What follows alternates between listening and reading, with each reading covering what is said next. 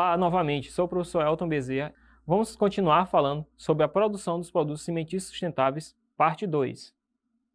Como sempre, caso tenha alguma dúvida ou comentário, estamos disponíveis no fórum ou no e-mail. Então, pessoal, agora como a massa está pronta, certo? Essa textura, tu percebe que ela ainda não está bem mole, mas ela já está toda misturada. Então, o cimento passou daquela cor branca, uma cor mais bege, porque juntou-se com a tonalidade amarela da areia. Nesse ponto aqui, é agora que eu vou começar, já na forma de argamassa, que a gente chama, né? Isso, lembra o que é argamassa? Misturei cimento, areia e água.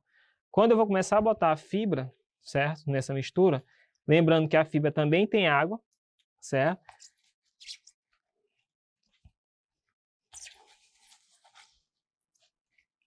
Eu não coloco a água toda, tento tirar só a fibra primeiro. Faço uma leve aperto, por quê? Para ele também não passar muita água, porque cimento também existe a dosagem apropriada de água para mistura. Então, geralmente, a melhor proporção, relação de cimento com água é sempre a metade, certo? Quando tu tá com um traço manual. O que é um traço manual? Aqui quem está mexendo a massa sou eu. Mas se tu evoluir para uma indústria e começar a comprar uma masseira, uma betoneira para fazer teus compostos cimentícios, tu vai reduzir a quantidade de água. Por quê? Como tu tem movimentos mais com precisão e uma rotação maior, isso faz com que as partículas de água hidrate melhor no cimento. Então, olha só aí como tu percebe a consistência da massa quando eu coloco a fibra. Então, a fibra, a massa, também traz água dentro. Então, se eu colocar toda a água que ficou na fibra, eu posso trazer um problema para a minha mistura. Então, a consistência ideal é essa daqui que está sendo mostrada para vocês. Por que essa é ideal? Dependendo do que tu for fabricar, eu vou ter muitos detalhes, eu vou ter enxertos na minha peça, eu preciso que esse material, que essa massa, ela envolva muito bem o teu enxerto, então, mais líquida ela for, melhor. Só que quanto mais líquida ela for, mais tempo de secagem você precisa, ok? Então, isso é a etapa de misturar os materiais. Nessa etapa, é a etapa que eu defino, que está mostrando aí na tela para vocês, ó, os pigmentos, as cores. Então, eu estou com uma base bege, mas eu quero que essa massa fique, sei lá, azul, certo? Ou vermelho. Então, eu vou medir a quantidade de pigmento que eu tenho para todo aquele traço e vou botar nesse momento aqui o pigmento, certo? Só que eu não vou, para facilitar para vocês, eu vou dividir aqui visualmente essa massa em dois lados. Uma massa para um lado, certo? Para ficar mais prático. Para vocês verem a ação da cor uma determinada mistura. Dividir visualmente aqui em dois pontos. Vou usar de um lado o azul, certo? O azul, pigmento azul. Botei pigmento aqui, ó. E vou começar a misturar. Só naquela parte que eu reservei. O que isso vai me garantir? Vai me garantir um pigmento, uma cor no compósito geral. Mas eu vou mostrar para vocês, no final desse curso, que você pode ter várias características de acabamento. Isso tudo é definido pela tua pesquisa de similares, pela tua pesquisa do teu cliente, certo? O que é que o teu cliente vai querer, o que peça tu quer produzir para ele. Então aqui é só para demonstrar para vocês como é que fica, dependendo da quantidade. E quanto mais tu mistura a peça, tu vai trazendo mais a cor, porque tu está usando pigmento, nesse caso aqui a gente usou o pigmento em pó, certo? E aí ele vai ter essa tonalidade. Quer um azul mais escuro, você vai acrescentar mais pigmento aqui. Então, como eu falo para vocês, como é teste, você vai botar pigmento aos poucos até chegar na tonalidade. Só que toda vez que tu colocar um pigmento a mais, lembre-se de sempre medir, certo? Porque se você medir, você tem uma possibilidade de reproduzir isso mais tarde, quando for fazer uma outra massa, certo? Então, reservei aqui o azul. Vou usar aqui a mesma colher e reservei uma outra quantidade só do pigmento vermelho. Quando eu faço isso, vou colocar numa outra parte da massa aqui. Como eu estou com a colher suja de azul aqui, vou pegar uma outra espátula aqui, deixar essa azul aqui, ó, para não causar. E aí mistura, pessoal.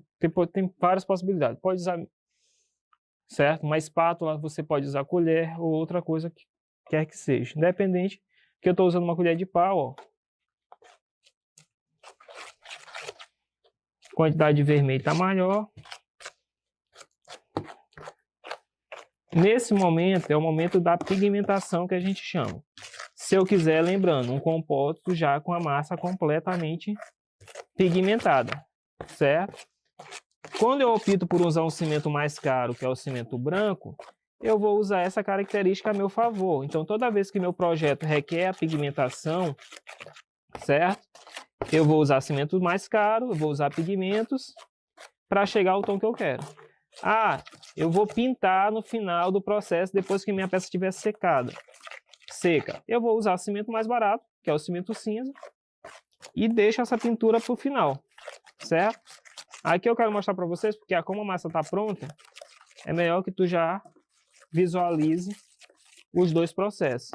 Dela pigmentada, ou tu usar ela na cor cinza mesmo, substituir o cimento branco que a gente usou pela quantidade de cimento cinza. Então, eu aconselho vocês, como é fase de teste, você está na sua casa, faça o teste com cimento mais barato. Então, em média, é R$1 um quilo de cimento cinza.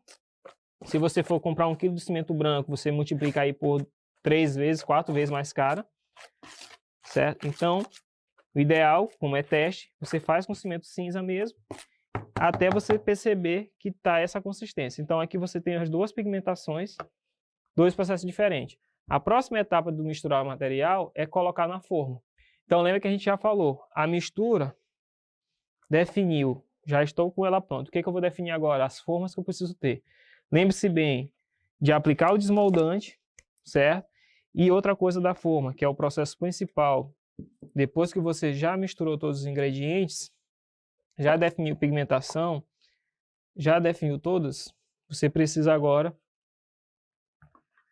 todas as vezes quando tu for colocar na forma, pessoal, é nessa hora que tu vai garantir que tua peça, por exemplo, não apresente, tá vendo essas falhinhas aqui, esses furinhos? Isso aqui, às vezes você quer para o seu projeto, às vezes não, eu quero que ela esteja bem lisa. Quem garante que tua peça não fique com esses furinhos, ó, é essa colocação da forma nesse momento. Por quê? Se você pega aqui o material, certo? Vamos colocar aqui o azul. Você vai despejar aqui dentro.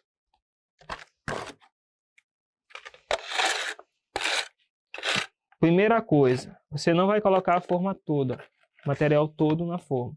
Você vai colocar o ideal que tu coloque aqui, mais ou menos a altura que tu quer da espessura dessa peça para receber o furo, certo? Então, você coloca aqui, o ideal é que você faça pequenos movimentos para que essa massa não fique vazios dentro dela, certo? Nessa hora você pode vir com uma espátula e aplicar choques, certo? Para te garantir que a peça não tenha furos, ok? Não tenha ar dentro. Esse ar dentro é o que causa esses pequenos furinhos na tua peça. Então, se ela não tiver ar, ela não vai ter furos no final. Então, deixa ele aqui reservado um pouquinho, não continua aguardando massa. A gente vai para separar outra peça para ser moldada. Vamos usar essa outra aqui, só que essa aqui a gente vai fazer no vermelho, certo? Separo aqui, já está aplicado desmoldante. Eu vou continuar e botar mais peça nela. De novo, o mesmo processo. Coloco aqui, ó. Garanto que ela não... uma quantidade boa, certo?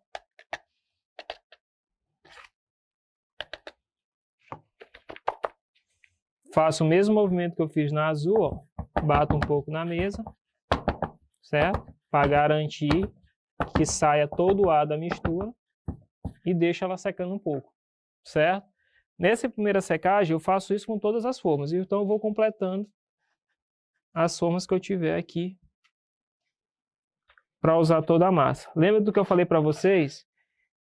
Preparem as formas com antecedência, mas aí preparei uma certa quantidade, mas percebi que vai sobrar massa. Então agora entra aquelas formas menores que eu falei para vocês de resíduo sobra de sorvete, de iogurte, peças pequenas que tu pode fazer ainda com o resto da massa, certo? E aí sempre fazendo aqueles movimentos que eu falei para vocês, certo? Que é o bater para que a massa seja consistente, ok? Então a gente dá alguns minutinhos para a primeira secagem, que a gente fala de 5 a 10 minutos, certo? Dá esse tempo de 5 a 10 minutos para a gente parar, para depois tu continuar a colocar na forma o restante que falta para te poder fazer o enxerto dessa peça, ok? Então, pessoal, vocês esperaram aí de 5 a 10 a 15 minutos, não é isso? Quando a gente faz, eu preciso ter uma boa já consistência, um pouquinho mais de consistência da peça, certo? Para que eu possa colocar o suporte que vai garantir agora onde a planta vai ficar, certo? Que é o orifício que a gente tinha falado. Como o projeto é um vaso, eu vou só passar um pouquinho mais aqui de desmoldante, que ele ficou um tempinho parado, ele acaba estabilizando. Então esse é o desmoldante. Coloquei a peça bem no centro. Deixa eu ver se é essa ou se é dessa, essa aqui. Essa peça aqui, certo? Acho o centro. E agora eu vou completar as laterais desse material. Vou pegar aqui, ó, para não sujar muito a mesa, colocar aqui perto da bancada.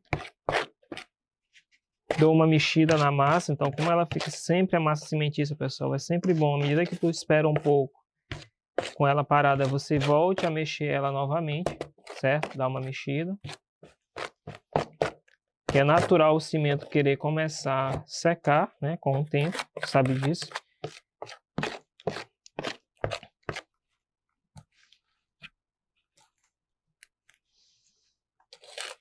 Tem um artifício também, acabei esquecendo. Eu posso deixar aqui a peça por enquanto, porque como a ideia é a gente querer que ela fique a peça, eu posso completar com a massa que eu tenho. E como lembra que a gente falou que ela ia estar pesada, né?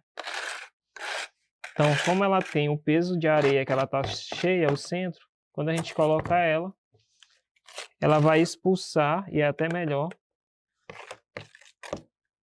a massa para os lados e chegar no limite que a gente quer. Então, completo aqui a peça. E aí eu raspo logo, que eu já sei que eu vou ter a quantidade ideal para esse vaso.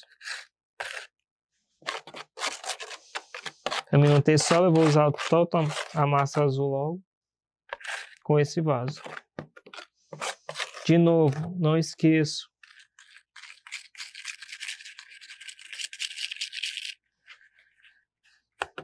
das batidinhas laterais, né? E eu já sei a altura que eu preciso deixar minha peça para que ela crie aquele volume lateral.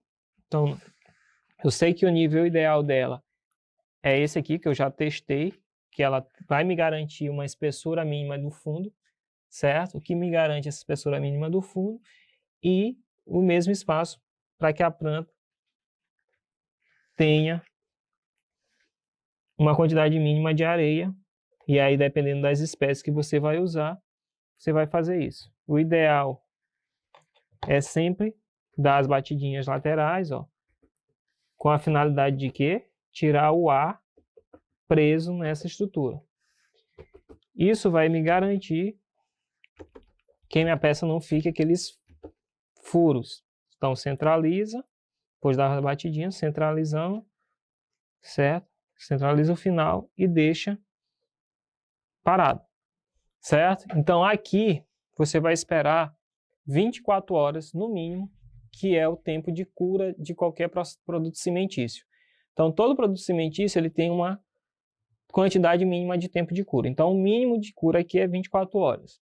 Só que tu não vai chegar com 24 horas e extrair de uma vez só. O ideal é você ir lá, vem com o seu dedo, tenta tocar nas laterais e aí tu define a qualidade dessa cura, se ele já está sólido o suficiente, certo? Ou se não. Formas com plástico, eu já observei que elas demoram mais a secar. Por quê? Como é que funciona a reação do cimento? A reação do cimento em contato com a água, ele seca com a perda da água, por evaporação devido a uma reação química que acontece. E essa reação química ela é exotérmica, ela gera calor e esse calor vai fazer com que a água evapore. Então, quando tu tem uma forma de plástico, ele é muito isolante, então ela demora mais a perder calor. Se essa forma fosse de papel, o papel vai absorver mais água, então ela acaba fazendo reação mais rápida, certo? Ela perde mais água mais rápido. Então eu tenho uma cura mais rápida. Então o ideal é quando tu estiver trabalhando com plástico, tu demore um pouco mais. E começa a fazer aquela tentativa do tato. Percebe se ainda está úmido, pode deixar lá mais alguns dias. Passou 48 horas no máximo, é uma secagem ideal. Eu posso tirar esse material com 48 horas. Ó, essas peças aqui, elas ainda não estão secas completamente. Ela está em 48 horas. Essa peça ela só é considerada seca após 28 dias de cura, certo? Então é quase um mês que você tem que esperar esse processo. E aí tudo disso demora o quê? Teu cronograma, teu plano de ação, teu cliente quer para quando, certo? Vai trabalhar com encomenda ou não, eu vou gerar uma certa quantidade e começar a ofertar depois que está pronto. Então, esses 28 dias, se tu colocar ele com cura hidráulica, tu acelera para 7 dias. O que é cura hidráulica? Você tem uns tanques com água na sua casa e você bota essa peça depois das 48 horas dentro da água. Dentro da água, essa peça vai ter o que a gente chama de cura hidráulica. Ela vai reagir com a água e vai ficar sólido muito mais rápida, certo? E isso faz com que isso demore para 2 para 7 dias o processo de secagem, certo? Então, tu esperou o processo de secagem. Próximo slide. No processo de secagem, o que que tu tens? Basicamente, você vai deixar esse material instável, certo? Sem nenhum contato com qualquer pessoa balançando, porque nesse momento, qualquer toque na peça, ou qualquer movimento, essa peça vai perder o equilíbrio e vai sair do eixo. Então, 24 horas é excelente, deixa uma marcaçãozinha para ninguém chegar próximo daquela região, deixa no lugar coberto, certo? Ao abrigo, porque se chover, tu vai perder essa peça ainda no estado das 24 horas, certo? Passou essa etapa de 24 horas, você testou, verificou que está bem sólida, você vai para a próxima etapa, que é a etapa da desenformagem. O que é desenformagem? Dependendo do processo, pela imagem aí, está mostrando para vocês, eu tenho imagens, por exemplo, que eu preciso rasgar a tua forma, certo? Para te poder ter um processo melhor. E tudo depende, de novo, de como é a forma que tu está usando. Se é papel, como está mostrando aí, você precisa rasgar a embalagem para poder utilizar, certo? Depois, tirou as peças, passou 24 horas, é o processo do lixamento. Eu quero dar acabamento à minha peça, certo? E aí, de novo, tudo depende, essa peça aqui, ela já está mais dias curada, certo? Essa daqui já está com 7 dias de cura hidráulica, então ela já está extremamente rígida e pronta para ser acabada. O que eu posso fazer? Lixa é o processo básico. Quando tu usa formas de plástico, como esse caso aqui, que era uma forma de um pote de sorvete, ela fica extremamente lisa. Então, praticamente, lixa é quase zero. Mas se fosse uma forma de papel, como eu mostrei agora para vocês, pode ser que ela crie mais rugosidade, e aí eu tenho que lixar mais. Acabamento para essas peças. Vamos ver as possibilidades de acabamento. Tudo depende do teu objetivo final. Se meu objetivo final era vender peças pintadas à mão, certo? Como dessa minha aluna aqui, ela fez ela mesma um tracinho da folha com caneta preta, depois veio com pincel, fez o acabamento de verniz. Ah, não, porque simplesmente eu quero usar a cor natural do cimento, certo? E vou deixar ela só com selador para a camada, ou então só aplicamento de verniz, certo?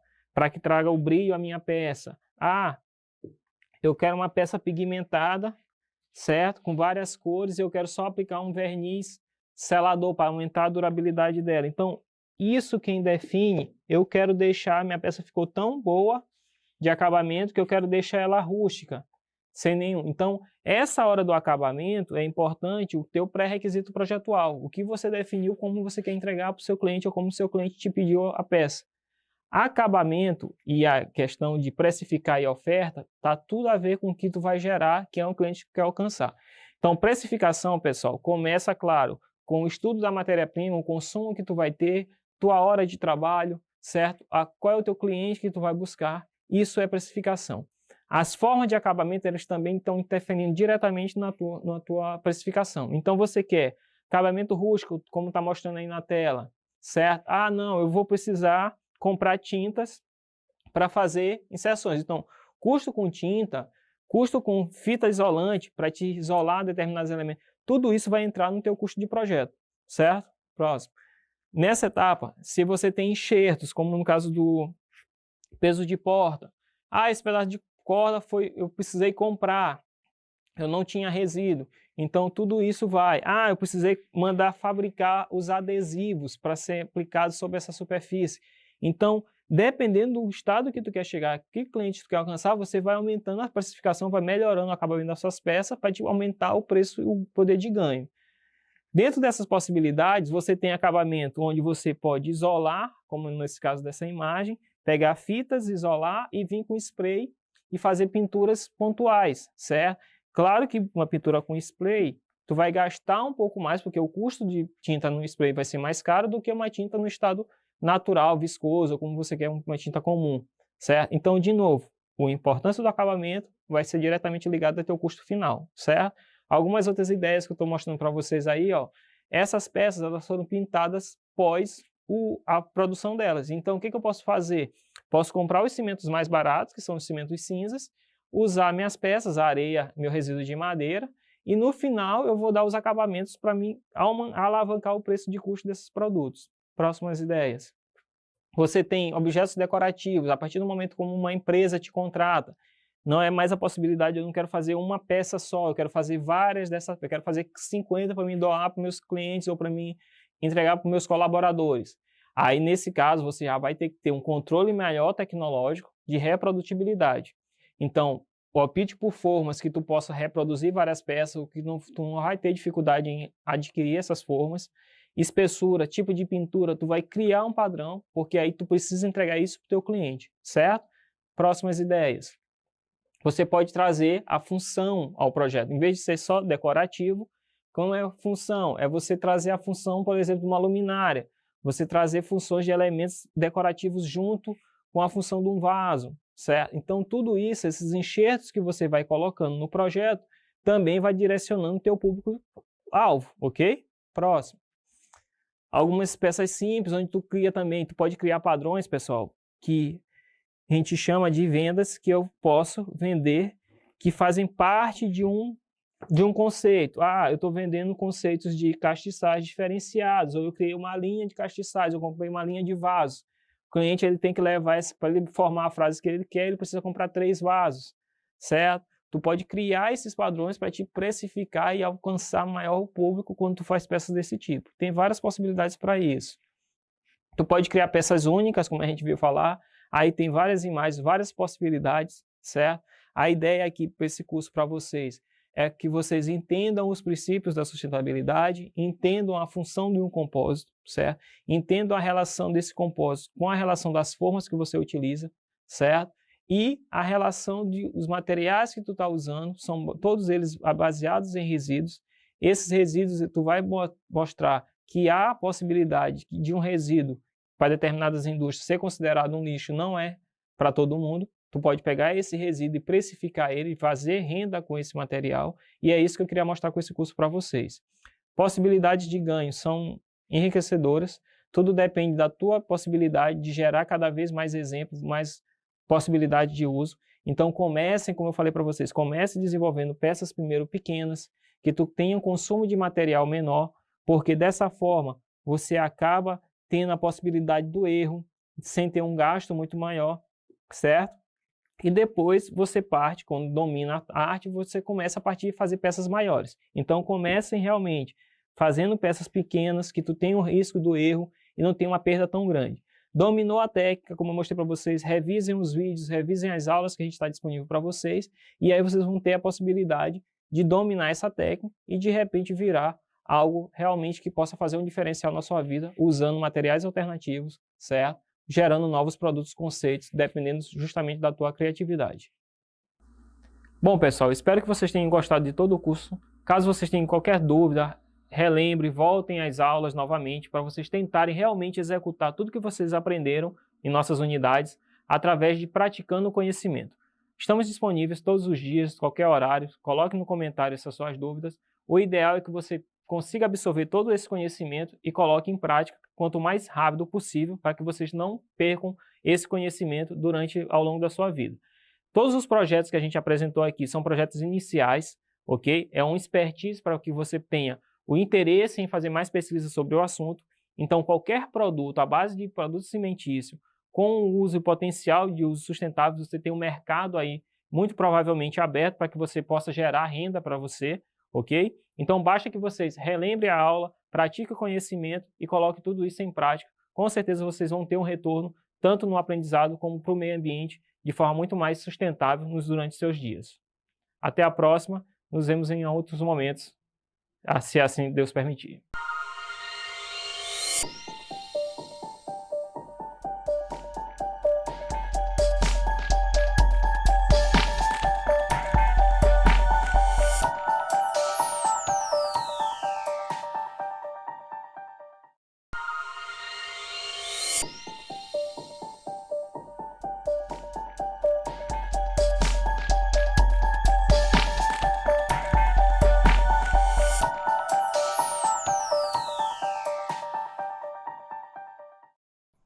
Sejam bem-vindos e bem-vindas novamente. Esse é o 5º módulo do curso de Roteiro e Escrita Criativa. Eu sou a professora Carolina e até o final do curso eu vou te acompanhar nessa formação.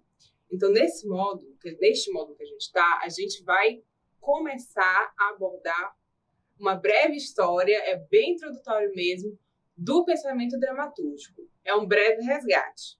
Então, nesse módulo, nós seremos introduzidos a alguns conceitos e algumas categorias que, para quem pretende se aprofundar nos manuais de roteiro ou transitar por alguns ambientes de formação, como laboratório, oficinas sobre roteiro, saindo com esses conceitos e essas categorias bem introduzidas, vocês vão conseguir fazer uma caminhada interessante na formação enquanto roteirista. Então, caso tenham alguma dúvida, comentário, alguma correção, a gente está disponível no fórum ou no e-mail do curso. Bom, gente, pensamento dramatúrgico, um breve histórico. Já adianto que esse assunto, segundo alguns professores e professoras, ele é um vespeiro, assim, porque ele vai puxando muitos outros tópicos, subtextos que você precisa saber para entender um terceiro texto. E aí, o que acontece, principalmente, quando a gente começa a se interessar por escrita para roteiro, quando a gente começa a ter ideias que a gente acha assim, nossa, que ideia massa, eu quero colocar isso no papel. A gente vai para onde? A gente vai para os manuais de roteiro, porque existem muitos por aí, existem muitos na internet.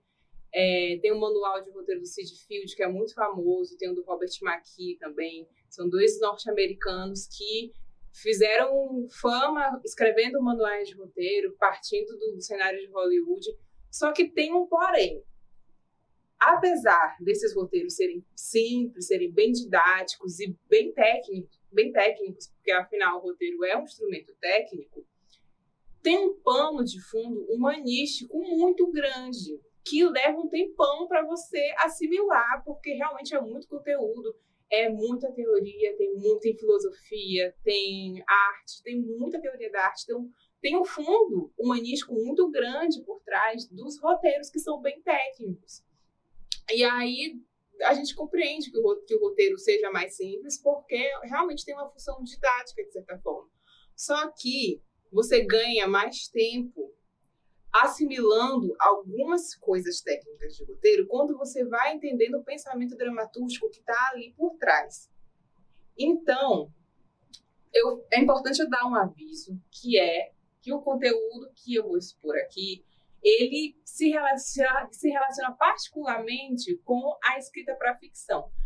Apesar de que vocês podem aproveitar alguns efeitos de escrita, alguns sentidos que vocês podem evocar, que estão ligados necessariamente com a ficção. Vocês podem aproveitar esses recursos para utilizar em outros gêneros, em gêneros experimentais, no próprio documentário. É possível assimilar muita coisa desse conteúdo aqui para outros que fogem à ficção. Então, lá no comecinho, quando eu falei que existe um pano de fundo em cada uma das categorias que circulam aí nos manuais de roteiro, para além do pano de fundo, tem também uma coisa que abre para debate, que é uma ideia de padrão sobre pensamento dramatúrgico. Existe sim um padrão. E esse padrão está sujeito a críticas, está sujeito a ser questionado enquanto cânone.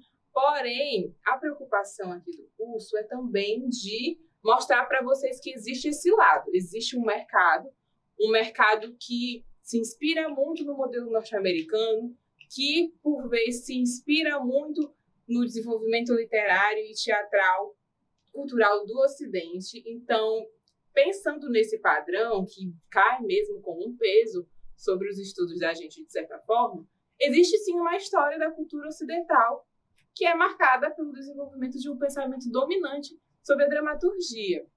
E aí eu coloquei a Vênus de Botticelli para pensar alguns padrões artísticos que vão caminhar na história das artes, que vão carregar alguns padrões de beleza, de simetria, de harmonia.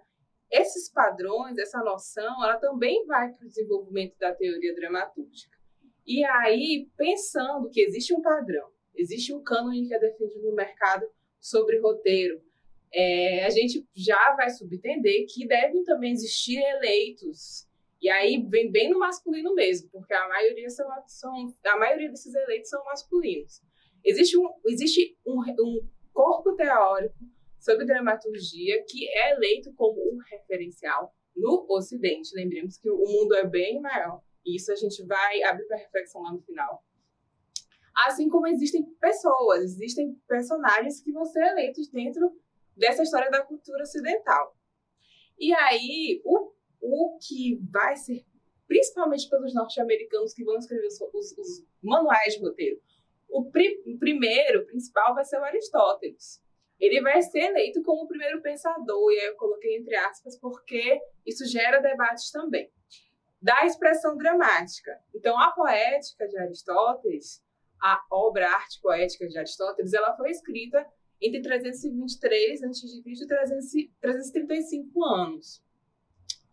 Quando Aristóteles escreve essa obra, ele não inventa as coisas que ele vai observar enquanto ao conteúdo das tragédias gregas, que é o principal gênero que se relaciona com o que Aristóteles coloca na arte poética. O que ele faz? Ele vai observar o conjunto de peças que já circulavam na Grécia, isso aí pensando no tempo clássico aí. Ele vai observar Sófocles, vai observar... eu cito Sófocles porque eu vou desenvolver um pouquinho mais uma obra dele chamada Antígona. Só que aí ele vai pegar a tragédia grega e vai perceber alguns padrões de funções, de estrutura que vão se repetindo e que funcionam com uma ideia de harmonia, de padrão harmônico, de padrão de beleza, de padrão de função da ação voltada para a cena. Então, na época de Aristóteles, já circulavam duas palavras chamadas poieses e miles. Então, tem duas partes do corpo que exemplificam bem o que significa poieses. Pensando na palavra sangue, pensando na palavra leite materno, elas em grego se chamavam em grego ainda se chama hematopoieses e galatopoieses. A mãe, quando ela dá a luz a bebê, o que acontece para nutrir a criança? Brota leite, né, do seio materno. Algo que não existia antes. E aí por isso que é galatopoieses, porque algo é criado, é dada a existência daquilo para algo ali. Aí, no caso, tem a função da nutrição. E sangue? hematopoiesis, porque o sangue ele também é fabricado pelo corpo, ele é renovado, é dada existência a ele. Então, poiesis se relaciona muito com essa ideia de dar criação a algo que não havia antes. Então, mimesis, que é outra palavra que no debate filosófico sobre essas duas caminha junto, se refere mais ao mesmo tempo que cria, representa, se imita, capturando algum gesto do que é observável no mundo. Pode ser capturar algum gesto de alguma faceta da humanidade, por exemplo.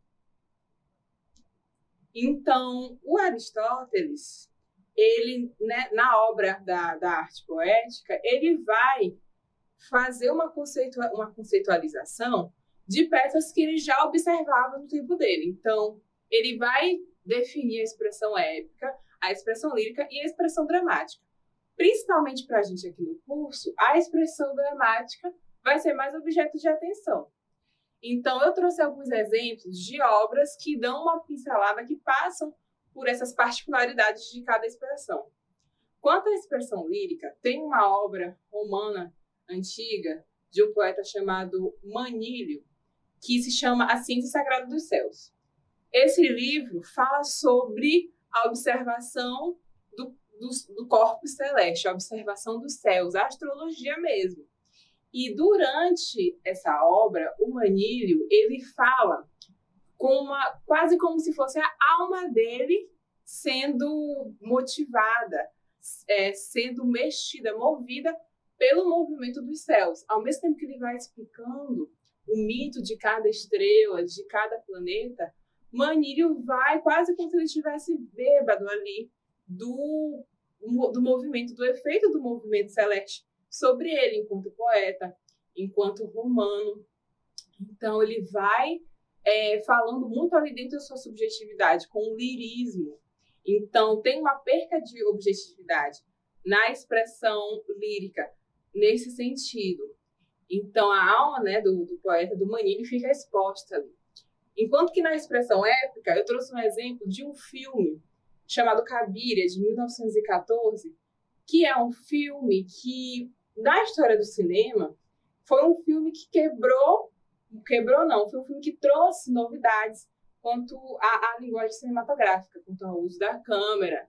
E é um filme de proporções épicas, no sentido de que existe um volume grande de acontecimentos sucessivos, mais do que mostrar para o público o desenvolvimento de cada ação desse volume de ações, parte a parte, progressivamente, principalmente. Pensando aí no efeito de causa e consequência de uma ação versus a outra e em sequência.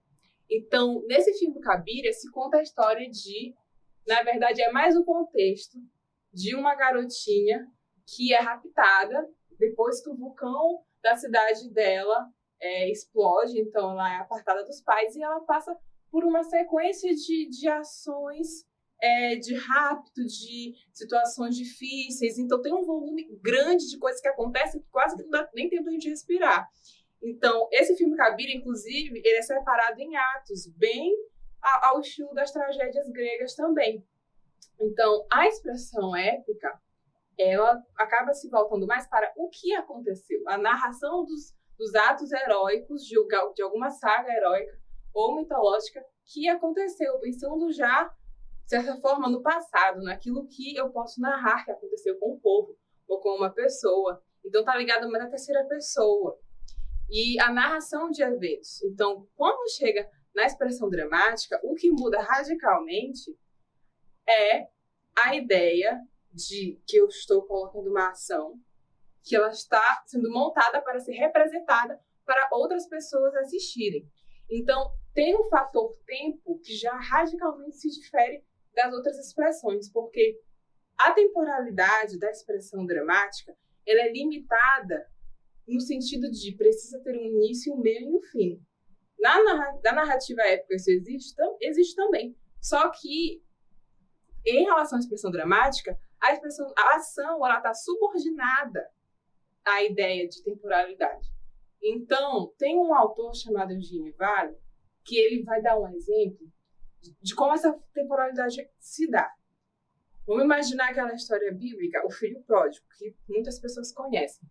Nessa história, tem um filho que sai de casa por rebeldia, ele já queria o que era de direito dele na herança do pai dele. Então, ele sai, gasta tudo, vê depois que ele errou e volta para casa. Então, vamos pegar esse momento que o filho pródigo se arrepende.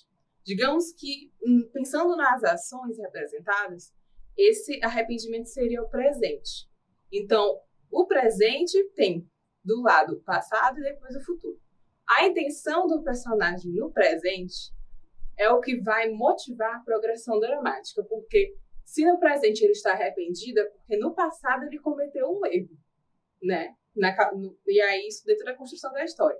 Então, no futuro, vamos chegar no futuro através da paixão, da vontade do personagem do presente, que vai guiar a ação até que cheguemos no estado final da história. Então, a temporalidade, ela se dá assim. E aí o Aristóteles, ele, pensando nessa ideia de harmonia das histórias que funcionam, ele vai dizer que a função dramática, ela se fundamenta na ação e que essa ação ela precisa ter uma unidade temporal, uma unidade de espaço e a própria unidade de ação que acontece. É bem conceitual, eu vou tentar dar um exemplo de como isso acontece. Tem uma peça chamada Antígona, de Sófocles, que em Antígona tem uma personagem principal que leva o nome da peça. Em Antígona, a personagem ela se depara com um problema que ela precisa enterrar o irmão dela, que foi relegado a morrer ao relento sem rituais fúnebres dignos, de acordo com a lei dos deuses. Então, do começo ao final de Antígona, tudo está subordinado a essa vontade de Antígona. Tudo está disposto, o tempo, o espaço onde acontece, do começo ao fim, tudo está subordinado a essa vontade dela. Então, eu não tenho um desenvolvimento de subtramas mais complexas, como a gente vai ver a partir da modernidade, a partir de Shakespeare, principalmente, e é isso dentro do cânone do pensamento dramatúrgico ocidental.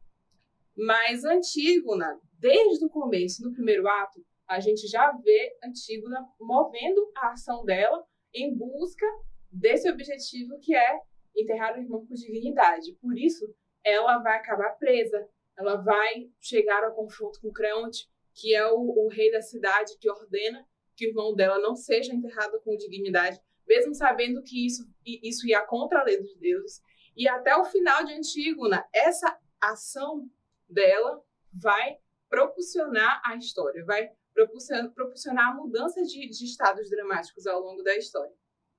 Então, a unidade de ação é como se fosse aquele ponto solto da história que não pode deixar, pelo contrário, ponto solto não. É como se fosse aquela história bem amarrada, como se tudo na história se voltasse para essa ação central. E aí, quando eu coloco um ponto solto, uma coisa que não tem nada a ver e que tira a atenção de forma inútil ali ao curso da história, para Aristóteles, por exemplo, se uma história tiver isso, esse ponto solto, um personagem que não acrescenta em nada para a progressão da história, ou uma cena que é facilmente descartável, ter esses elementos na história, aquilo traria desarmonia, tiraria a ideia da unidade de beleza mesmo. E aí, pensando essa beleza no parâmetro clássico grego também. Então, por que é uma breve história do pensamento dramatúrgico? Porque a gente aqui está tentando pincelar quem foram os principais, dentro do pensamento canônico da cultura ocidental, quais foram os principais percussores do que se tem hoje, quais foram os principais percussores de ideias dramatúrgicas que a gente encontra hoje nos manuais de roteiro, nos cursos de roteiro e tal. Então, quando eu trago Shakespeare para fazer essa comparação entre Shakespeare e Aristóteles, é porque tem um ponto que é bem diferente, que vai mostrar essa quebra de paradigma sobre a dramaturgia que vai acontecendo no desenvolvimento dessa expressão. Então, coloquei ali vontade humana versus desígnios dos deuses. Quando Aristóteles ele vai analisar esse conjunto de obras que vão dar o parâmetro para ele conceitualizar de quais formas uma peça, uma história pode ter uma unidade de ação dramática, ele está pensando na ação, no drama enquanto ação voltada para a cena. Então, por isso, quando a gente fala das temporalidades, essa ação voltada para a cena ela tem que ter um começo, meio e fim. Porque, pensando no contexto do teatro grego, tinha a plateia ali de frente que tinha que ter o fôlego de ter atenção continuada para acompanhar e para ficar atenta, para se sentir engajada a continuar assistindo do começo ao fim. E já começando a sair um pouco dessa Grécia clássica, quando os paradigmas sobre dramaturgia vão começando a virar, tem um que faz um contraponto bem interessante, um autor, que é o Shakespeare. Eu coloquei aqui no slide vontade humana versus desígnios dos deuses, para pensar o que vai mover a progressão da ação dramática. Então, quando tem Antígona, por exemplo, a peça de Sófocles, tem um contexto, tem uma força vertical que vai movendo a história, que é o fato de que a família de Antígona ela foi amaldiçoada pelos deuses. Ela é filha de Édipo e tal. Então, por mais que Antígona tentasse lutar contra o destino dela, contra aquilo que foi designado sobre ela, ela sempre falharia. E daí que muitas tragédias gregas acontecem, porque os personagens vão lutando contra o destino dele. E aí essa luta vai movendo a progressão da história. Já em Shakespeare, acontece o desenvolvimento de uma introversão maior dos personagens e dessa introversão movendo as ações no texto. Então, os personagens, para além de um desígnio divino, nos seus erros e acertos, eles vão movendo o seu futuro. Então, a sua intenção no presente, lembre da ideia da temporalidade, vai levar esse personagem a chegar num estado final. Então, em Romeu e Julieta, por exemplo, quando Shakespeare fez com que um motivo de acaso gerasse a complicação que vai levar os dois a se matarem um seguido do outro, ele foi muito criticado por pessoas da sua época, assim como ele foi aclamado, mas ele foi criticado porque, pensando nos parâmetros, no padrão de como escrever uma história que funciona, que é apreciável, ele não deveria ter feito aquilo, ele deveria ter concluído o estado daqueles personagens como uma consequência das ações dos personagens, e não somente como um fruto do acaso. Então, esses movimentos vão quebrando alguns paradigmas dentro do desenvolvimento do pensamento dramático, assim como na contemporaneidade, na modernidade principalmente, outros autores dentro dessa ideia também de pensamento cânone ocidental sobre dramaturgia, outras pessoas vão desenvolvendo outros paradigmas, vão quebrando outras regras que lá no Aristóteles ele indicava como coisas que mantinham a unidade de ação acontecendo o tempo inteiro. Então, outras contribuições de Aristóteles, que vão ser retomadas muito na contemporaneidade nos manuais de roteiro norte-americanos. A ideia de prólogo, episódio e epílogo. É a partir daí, pensando na divisão dos atos da história, que o Sid Field, no manual de roteiro, vai colocar o paradigma dele. Tem a ideia de peripécia, que o Sid Field vai desenvolver como plot twist, por exemplo. Quando algo muda subitamente o desenvolvimento do sistema dramático. Então, os personagens acabam mudando subitamente porque uma ação subitamente mudou o curso da história. A ideia de boa e má fortuna é como se fosse sorte e má sorte mesmo. Quando a gente coloca ali na nossa narrativa um evento que vai ajudar ou que vai complicar o conflito da história. E a ideia de unidade de ação dramática que eu já elaborei mais um pouquinho, que é como se eu tiver aquilo que vai garantir que o enredo esteja amarrado, que tudo esteja interrelacionado, que não tenha pontas soltas ali naquela história, que não tenha um elemento sobrando ou elementos faltando que aí quando a pessoa sai lá da sala de cinema, ela vai pensar, ué, eu não entendi o que aconteceu com aquele personagem. Mostrou uma cena que não deu em nada. Isso, por exemplo, é uma forma de falta de unidade de ação dramática. E as pessoas, elas estão muito acostumadas com essa ideia de unidade através do repertório que elas assistem nas novelas, que elas assistem nos filmes, principalmente nos filmes norte-americanos, que seguem esse padrão bem clássico de dramaturgia.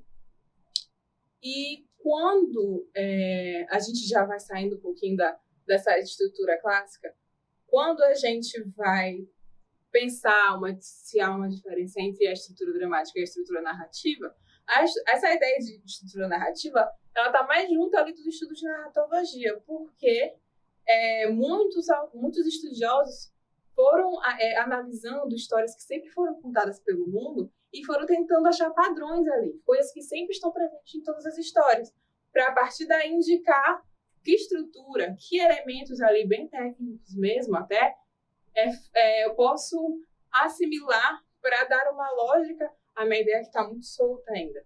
Enquanto a estrutura dramática, ela está muito mais relacionada à ideia de curva narrativa, de em quais momentos do sistema dramático tem mais tensão, tem mais alívio. Eu entrego para o público aquilo que vai frustrá-lo ou que vai trazer alguma compensação moral ou de identidade. Então, quando o Sid Field ele escreve o manual do roteiro dele, logo no comecinho, ele cita o Aristóteles para apresentar o paradigma dele. Então, ele vai relacionar o ato 1, o prólogo, como essa parte da exposição, da história. No próximo módulo, eu vou falar um pouquinho mais sobre isso. No meio, no ato 2, a confrontação. E aí ele coloca até o número de páginas, pensando no roteiro técnico mesmo. Quantas páginas cada momento desses teria que ter. E o final, aí vamos pensar o epílogo, tá? no Aristóteles, onde vai ter a resolução. E aí, entre o que marca o início da confrontação e o final, são os pontos de virada, as peripécias, ou os plot points. Então, aí eu coloquei, gente, um panorama, assim, de autores que vão desenvolver a teoria dramatúrgica, vão confrontar algumas coisas que, por exemplo, Aristóteles colocou. É um conjunto grande de autores, e aí não é só teoria, tem as peças, tem os romances literários, isso aqui se refere tanto aos estudos em teatro, quanto aos estudos em literatura. Então, uma coisa que eu gostaria de destacar é a ideia de conflito e a ideia de vontade, que aparece muito nos manuais, principalmente os manuais norte-americanos. Porque o Hegel ele vai falar sobre a ideia de conflito pensando na confrontação dialética. E aí ele vai dizer que o conflito é que move a ação dos personagens e das personagens. Enquanto o Schopenhauer ele vai dizer que não, que é a vontade que vai mover a progressão dramática ali através dos personagens, das personagens que são, né, o carro que vai mover a ação que está ali embutida. Enquanto o Fernand Brunetière, ele vai pegar os dois atores e vai resumir numa lei do drama com um conflito de vontades. São os conflitos de vontades entre os personagens e as personagens que vão fazer a história progredir, a história chegar na complicação até a resolução. Então, para quase concluir, eu quis colocar um contraponto que a gente quase não vê nomes de dramaturgas sendo citadas nesse padrão canônico da cultura ocidental que pensa o que é a dramaturgia. Então, eu trouxe alguns nomes da minha preferência mesmo, que são a Grace Passou, a Leda Maria Martins e a Dione Carlos. Elas estão em atividade aqui no Brasil. Elas escrevem para a peça, teorizam e debatem também sobre dramaturgia, sobre formas de fazer a ação voltada para a cena. Tem mais nomes também, tem o Abdias Nascimento, que entrou para a história do movimento negro como criador do teatro experimental do negro. Tem o Solano Trindade, tem o Aldre Anunciação, que é um dramaturgo e ator que ainda está em ativa, um ator e dramaturgo negro, que tem até um site só sobre dramaturgia que vocês podem pesquisar, chamado Melanina Digital. E tem uma coisa interessante que a Leda Maria Martins desenvolve mais sobre num livro chamado Afrografias da Memória, que é a ideia de oralituras, oralidades dramatúrgicas negras. Eu coloquei indígenas também como mote de pesquisa, porque outras autoras e autores brasileiros falam sobre isso também. Por exemplo, a Dione Carlos. Então, por que trazer isso? Para a gente refletir como, apesar de muitas coisas do cânone partir de um lugar da Europa, por exemplo, a maioria das histórias que eles analisam para pensar uma estrutura comum vem de diversas partes do mundo. Então, saibam que existe sim um pensamento dominante que acaba chegando no mercado de trabalho sobre o que é dramaturgia, mas que também existe uma crítica que mostra que não, que existe, que a ação voltada para a cena sempre existiu no mundo e é uma coisa compartilhada por vários povos, não só no Ocidente. Então, no próximo módulo, a gente vai começar a conversar sobre a estrutura das situações dramáticas, pensando em partes e pontos da narrativa que servem para a gente dar mais lógica, mais função dramática para a nossa ideia criativa, que ainda está muito solta quando a gente está começando a entender o que a gente quer contar sobre uma história voltada para ser encenada no cinema. Então, eu espero que vocês tenham gostado da aula. Não se esqueça de entrar em contato caso tenha alguma dúvida ou comentário. Bons estudos e até o próximo módulo do curso.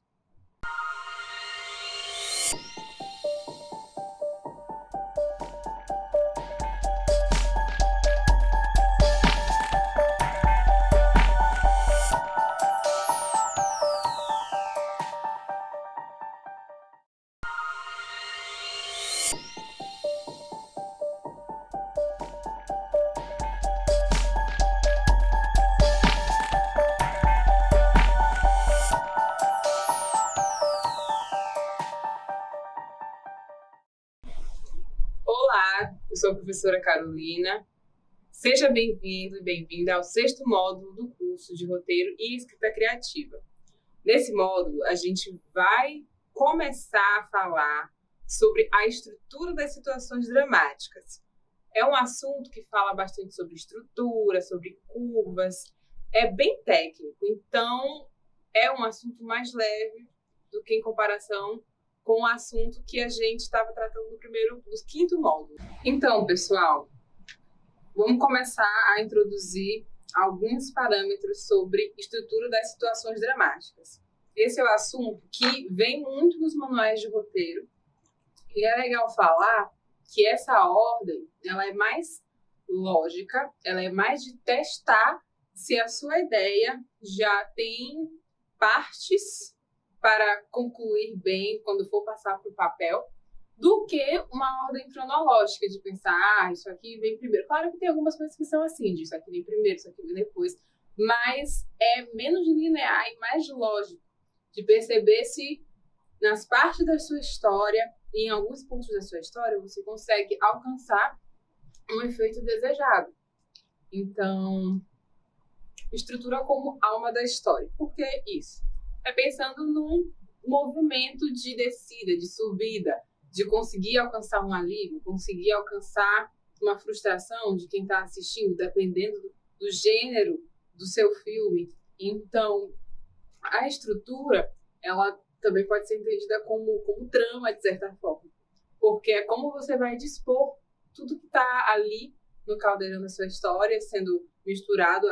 A cineasta Ana Willaert, que é roteirista também, ela até fala que esse processo é como se fosse um processo de cozinhar. E você não cozinha de uma vez, você vai colocando aos poucos os temperos até chegar no prato ali final. Então, como a gente viu no primeiro módulo, a estrutura de 3 atos, ela vem da Grécia clássica e vai sendo sistematizada ao longo de séculos aí, de debate nas teorias, entre as teorias do pensamento dramatúrgico. A gente já viu que tem um cânone, que tem um padrão, mas também tem a crítica, tem outras formas de fazer ação voltada para a cena que sempre circularam no mundo e que serviram de inspiração, inclusive para o pensamento padrão sobre o que é dramaturgia.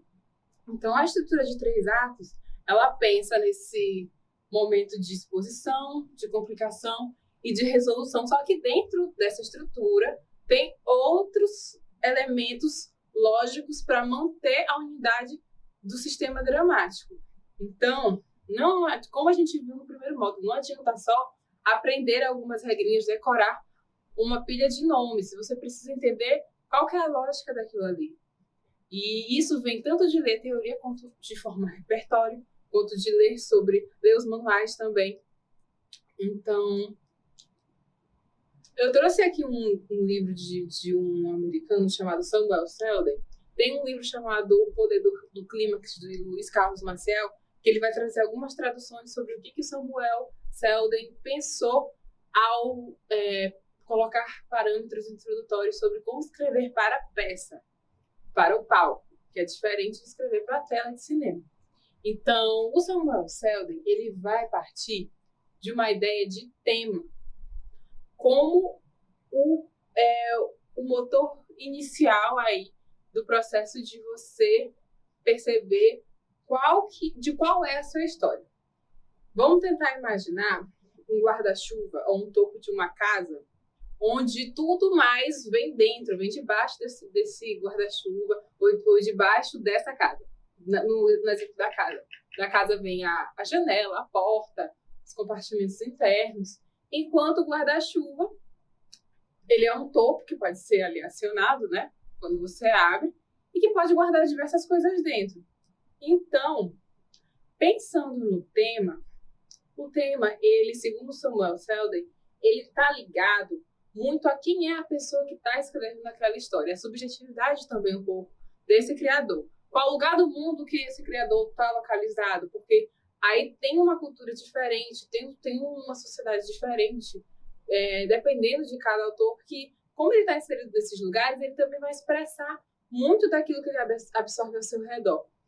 E o tema, ele se desdobra em 3 elementos, que é o problema, a ação e a premissa. Esses 3 elementos juntos vão configurar o que é o tema. Vamos pegar um exemplo lá de Shakespeare, que eu falei no primeiro módulo, Romeu e Julieta. Para Samuel Selden, o tema de Romeu e Julieta seria o amor proibido entre 2 jovens. Então, vou pegar outros exemplos de outros filmes e vou tentar falar de cada um ao longo da explicação do desdobramento do tema. Então, Durval Discos, que é um filme da Ana Mui Laerte. A Ana, uma vez em entrevista, disse que esse filme é sobre um cara que finalmente sai da casa dos pais. Mas também pode ser interpretado como um filme que fala sobre maternidade. E aí o tema, maternidade. Trouxe alguns filmes do estúdio Ghibli, O Reino dos Gatos e Pônio. No Reino dos Gatos, o filme é sobre uma menina que finalmente entende qual lugar que ela pertence no mundo.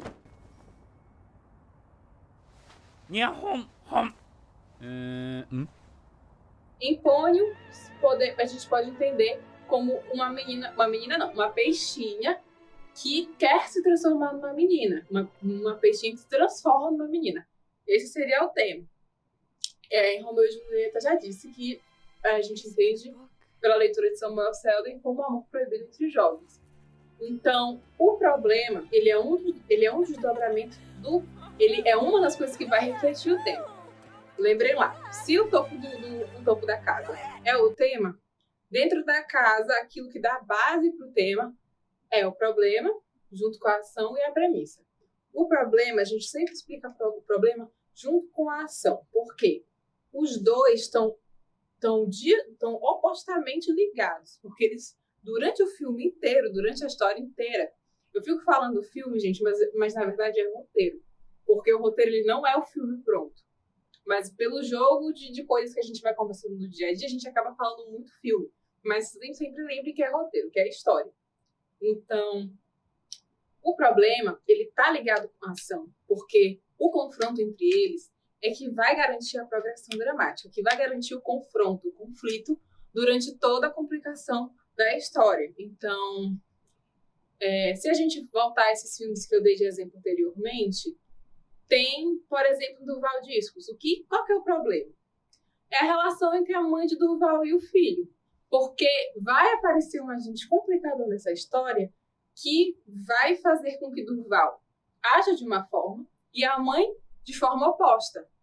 Então, isso vai gerando a progressão dramática de Durval Discos na parte do filme que é mais sombria, onde coisas mais pesadas vão acontecendo. E eu vou tentar não dar muito spoiler aqui, porque é difícil falar de estrutura sem dar spoiler, mas eu vou tentar.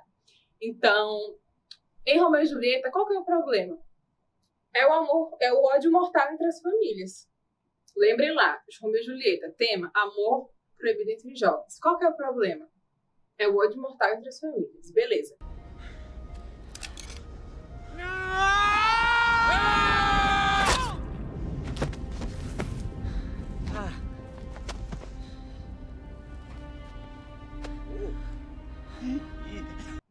E aí, em Ponyo, filme do Estúdio Ghibli, qual seria o problema? Lembre que ela, pensando no tema, é uma peixinha que quer se transformar numa menina.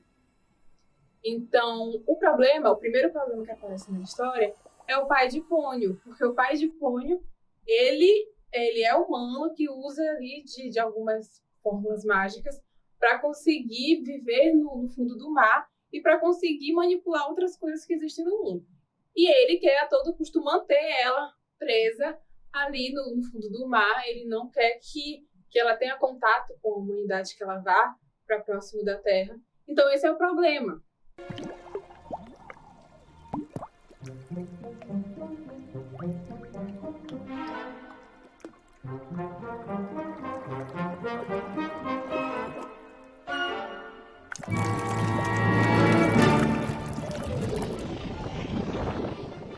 E no filme Reino dos Gatos, o problema que vai se mostrar é o rei do Reino dos Gatos e junto com sua corte que responde aos manos do rei. 私悪いんですけど、結婚の話はちょっと。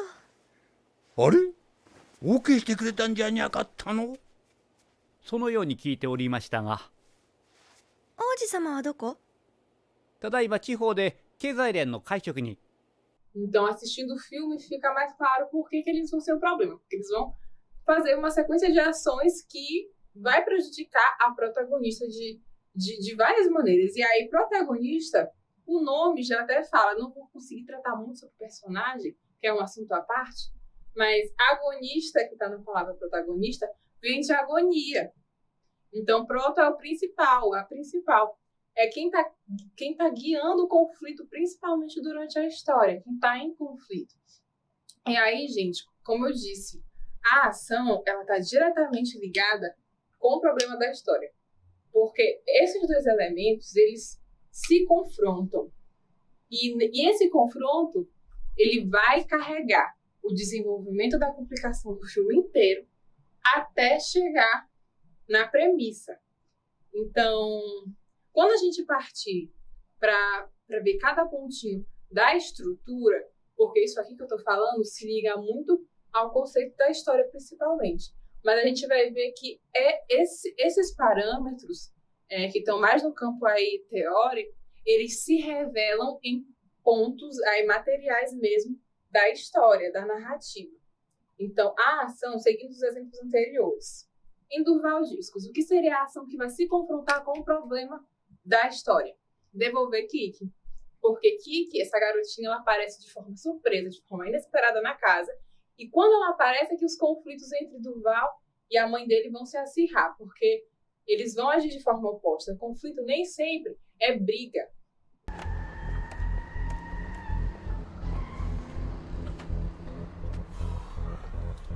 Atendeu? Não, tá chamando. Sei. Ah, atendeu. Alô, é da polícia. Dá a musiquinha.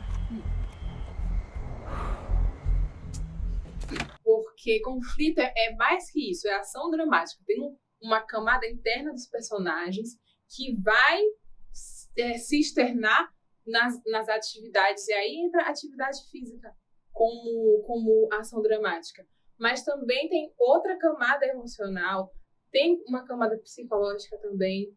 Tudo isso vai carregando a ação dramática e, principalmente, a ação dramática ela é uma ação voltada para a cena à medida que ela vai causando uma progressão do conflito. Isso é muito importante para perceber os fundamentos aí dramatúrgicos que andam juntos com as fórmulas que as formas de estrutura que os manuais de roteiro dão. Então, devolver kick é a ação que vai se confrontar com o problema. Tomar a poção mágica do pai em Ponyo é a ação que vai se confrontar com o problema que é o pai não querer deixar que ela conheça o mundo exterior. Aceitar o desafio de receber os presentes do Reino dos Gatos. 何なのよ。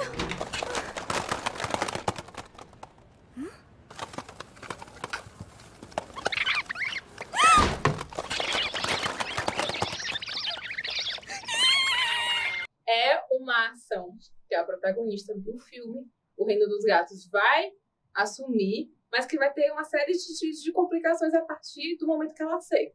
Ficar juntos em Romeu e Julieta é a ação que os protagonistas vão tentar de várias formas ficar juntos, porque eles estão face a problemas de que a família se odeia, então eles vão ter que achar várias formas ali escondidas de ficar juntos. Então, a premissa, gente, ela é uma resultante do choque entre a ação e o problema. A ação e o problema, esse choque entre eles, ele vai se dando, ele vai se repetindo em diversas ações diferentes, até que eu chego na premissa. A premissa, inclusive, muitos professores e professoras de roteiro, partindo de uma ideia de clímax, que a gente vai falar daqui a pouco, é até aconselhável que quando você vai começar a escrever sua história, você já saiba qual é a sua premissa. Porque quando você já sabe qual ela é, você estrutura toda a história, todas as ações, todo o desenho de personagem para que a história chegue na premissa. A premissa, ela se revela no clímax, que é o ponto alto de desequilíbrio de uma estrutura dramática. Então, é aquele momento onde a confrontação do problema versus a ação vai chegar num auge dramático. E isso pode ou frustrar muito quem está assistindo, ou pode dar uma compensação muito grande, ou pode dar uma resposta moral, uma lição de vida. Mas o que, de forma sintética, ele entrega um efeito alto, dramático ali. Então, é o auge do desequilíbrio de um sistema dramatúrgico, o clímax. E a premissa, ela abarca o clímax. Então, seguindo o exemplo anterior, em Durval Discos, a cena, eu tentei dar uma ocultada aí no que acontece. Tem uma cena onde ocorre o assassinato, de uma forma muito específica. Essa cena seria a premissa que o resto do filme, desde o comecinho, é construído para chegar nesse momento, dessa cena. Então, ela é a premissa dramática para que a história progrida. Então, em Romeu e Julieta, é a morte de Romeu e Julieta. Certamente, quando Shakespeare pensou isso, ele imaginou a comoção que ia causar na época, das pessoas assistindo aquela peça, chegando naquele momento super trágico. Ele sabia o efeito, o auge do efeito sobre quem estava sendo espectador, quem estava apreciando a história.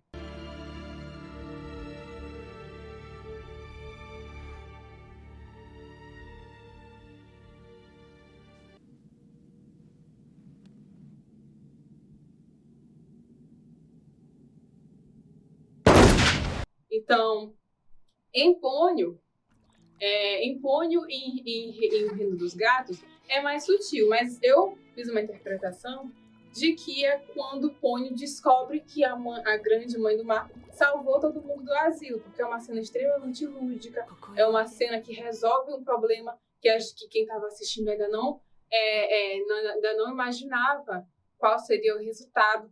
É uma surpresa, de certa forma, também. Assistam os filmes que fica mais claro de entender como esses pontos vão se constituindo no filme. E no Reino dos Gatos, a premissa é quando a personagem finalmente descobre onde que ela pertence, que lugar ela pertence no mundo. Lembrem que o tema é sobre a história de uma menininha que quer saber a que lugar ela pertence no mundo. Então, a premissa vai ser onde finalmente ela descobre que lugar é esse. Então, a premissa ela é perseguida durante a história inteira.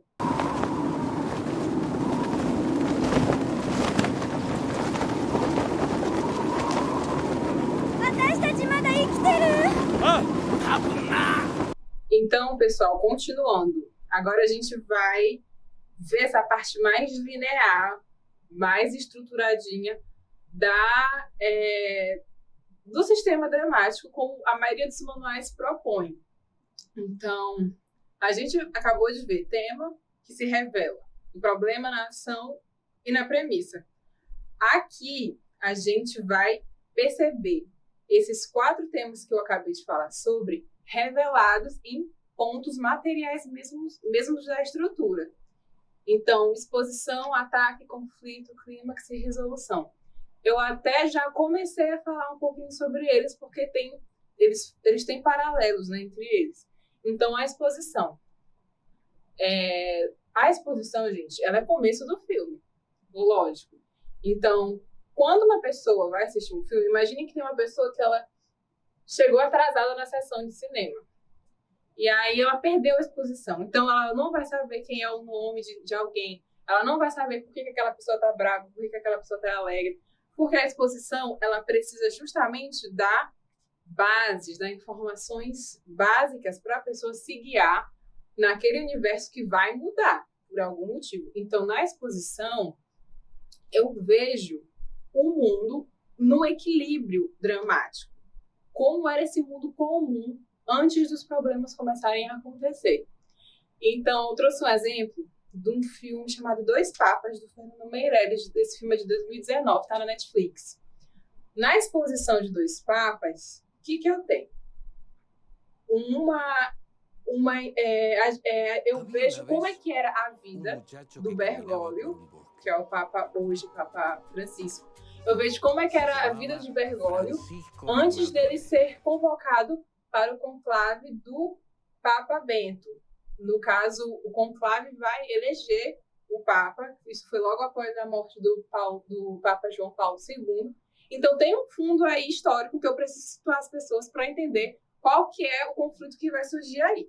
Então, na exposição de Dois Papas, logo no comecinho, eu mostro quem que é o meu personagem principal, que é o Bergoglio. E aí eu tenho uma coisa que os americanos chamam de foreshadowing. Eu tenho uma informação antecipada do que vai acontecer mais lá na frente. Então, eu tenho já uma pitadinha do Bergoglio como Papa. Porque na maioria da história, eu vejo só o Bento como Papa. Então, eu tenho a exposição de como foi o conclave do Papa Bento, de como foi a morte do Papa João Paulo II e de como foi o processo interior do conclave. Porque isso vai situar quem está assistindo a perceber alguns nuances depois do conflito da história. Então, no ponto, é interessante vocês entenderem que a exposição ela é uma parte da estrutura. E o ataque, ele é um ponto, ele é um momento bem incisivo, onde eu vou revelar qual é o problema da história. O problema segundo Samuel Selden lá. Então, o problema ele se revela no ponto de ataque. O ponto de ataque ele demarca o fim da exposição para o começo da complicação, do conflito. Então, em Durval Discos, o que seria o ponto de ataque? A chegada inesperada de Kiki. No começo de Durval Discos, esse filme está no YouTube completo. Eu tenho uma longa exposição de como é que era o dia a dia de Durval e da mãe dele no tempo comum, onde um problema ainda não tinha começado a acontecer na vida deles. Então, eu vejo o trânsito de São Paulo, eu vejo a vizinhança deles dois, eu vejo como é que era o funcionamento da loja de Durval, eu vejo como é que era esse mundo em equilíbrio. Quando chega aqui, os problemas começam a acontecer, é o ponto de ataque. É quando o protagonista também, no caso do Durval Discos, vai tomar a frente da resolução do problema. Então, o ponto de ataque, ele vai demarcar o início do conflito e a finalização da exposição. O Sitfield vai chamar o ponto de ataque de plot point 1, por exemplo. Então, a complicação, o conflito é onde a confrontação entre a ação e o problema vai se dar. E se dá em vários rounds, não é de uma vez só. São vários graus esse embate. Ele se dá em vários graus. Então, no ponto de ataque que eu falei antes, quando ele acontece, eu vejo ao mesmo tempo a ação e o problema acontecendo. Porque eles sempre aparecem brigando ali. Mas levem-se brigando como brigando de confrontação, não de briga mesmo. Porque pode ser outras coisas, pode ser um conflito interno de uma personagem, de um personagem. O conflito ele pode se dar de várias formas, que não só em briga. Então, complicação e conflito. Em Durval Disco, gente, todas as tentativas de devolver Kiki são o resultado da ação de Durval tentar devolver versus o conflito, o problema que se revela no conflito, de que a mãe de Durval ela começa meio que a viajar na maionese, ela começa a querer criar a menina, sendo que eles não sabem quem é essa menina, eles não sabem de onde essa menina vem. Então, isso vai dar tensão, vai dar o choque, vai dar a confrontação, que vai fazer a ação dramática progredir durante todo o conflito. Tá bom, meu bem, olha, já acabou, né? Chega. Seguinte, olha pra mim. Vamos arrumar suas coisas que a gente vai embora, tá? Tá? Vamos, vem cá. Kiki. Mãe.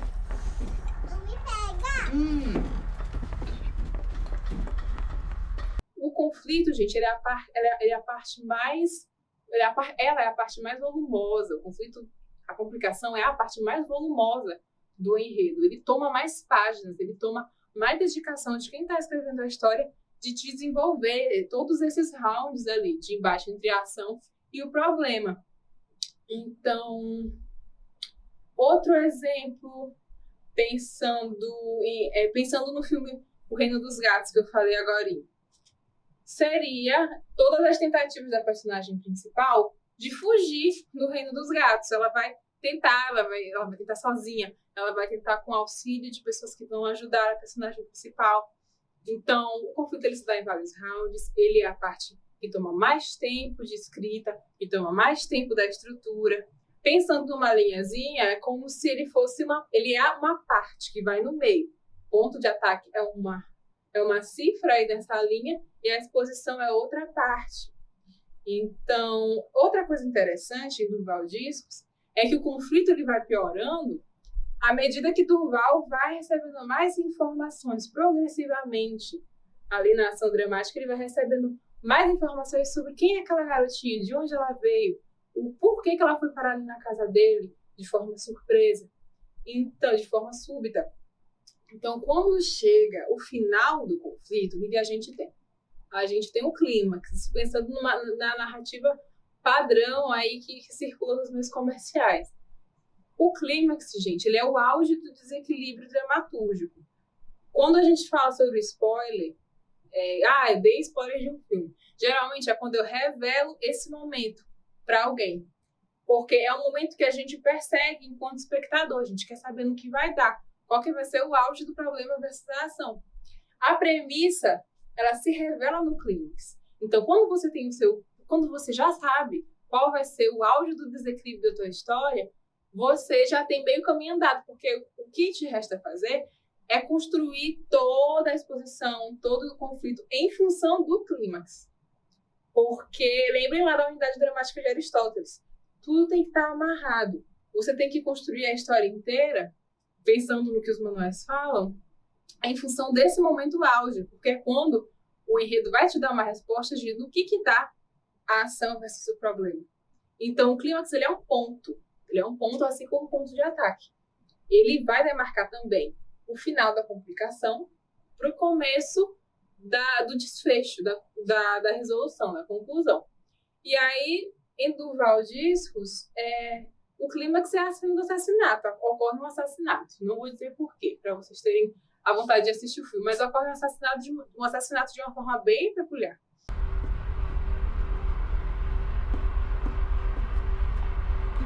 Me ajuda, filho. Me ajuda, por favor. Então, depois do clímax, vem a resolução final. A resolução, gente, ela é a volta de um novo equilíbrio nesse sistema dramatúrgico, nesse universo que a gente está ali percebendo, mas não é um equilíbrio igual ao equilíbrio do começo da história. Porque como os personagens passaram por um conflito, eles aprenderam alguma coisa, ou perderam alguma coisa ao longo desse conflito, ou ganharam alguma coisa. Pode ser uma infinidade aí de efeitos finais. de um novo equilíbrio atingido nesse sistema dramatúrgico. Então, em Durval Discos, o que acontece? O Durval, eu vou tentar não dar spoiler, ele termina bem diferente de como ele estava no começo da história. Ele consegue chegar no novo contexto de moradia, de vida e tal. Lembre que o tema de Durval Discos é a história de um cara que finalmente sai da casa dos pais. Só que até isso acontecer, rola muita treta, parece até a sinopse do filme. Na sinopse, geralmente eu não entrego nem o clímax e nem o final da história, porque isso tiraria a graça da pessoa assistir o filme.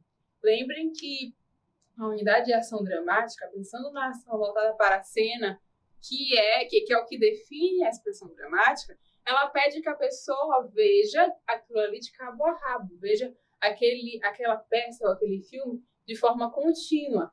Tanto que na novela, que é bem popular aqui no Brasil, tem um comercial. Isso seria prejudicial para a ação dramática, pensando no que os teóricos da dramaturgia vão desenvolver. Então, qual que é um artifício que as novelas usam? Bem no final de uma cena que tem uma intensidade, uma intensidade dramática alta, eu deixo um espaço de não conclusão da cena para ir para o comercial. Eu já planejo o enredo, o roteiro do episódio da novela, pensando no comercial para que a pessoa não mude de canal, fique assistindo inclusive o comercial, esperando voltar a cena super tensa que estava acontecendo ali. Então esse é um artifício que as novelas usam para não perder a progressão dramática, a continuidade dramática. Eu coloquei aqui também uma curva dramática, só que pensem aí o ponto A como o início da exposição, o ponto B, e o ponto B pode ser o desenvolvimento do conflito, e o C como clímax. Só que o final, ele é mais alto, é um equilíbrio que ele termina mais alto do que esse ponto A, porque é um novo estado de equilíbrio que é atingido. Então, gente, essa estrutura vocês vão encontrar em muitos manuais de roteiro, mas já depois dos anos 2000. O do Sid Field é dos anos 80, por exemplo. Mas tem outros caras, pensando em quem quer entender o script writing americano mesmo. Tem o Robert McKee, tem outras obras do Sid Field também. Ele fez só 2 livros, na verdade. Mas dei uma pesquisada, tem muitos roteiros, tem muitos manuais de roteiro por aí que vão dar outras perspectivas dessa estrutura, que eu tentei passar aqui para vocês. Então, nos próximos módulos, a gente vai conversar sobre formatação.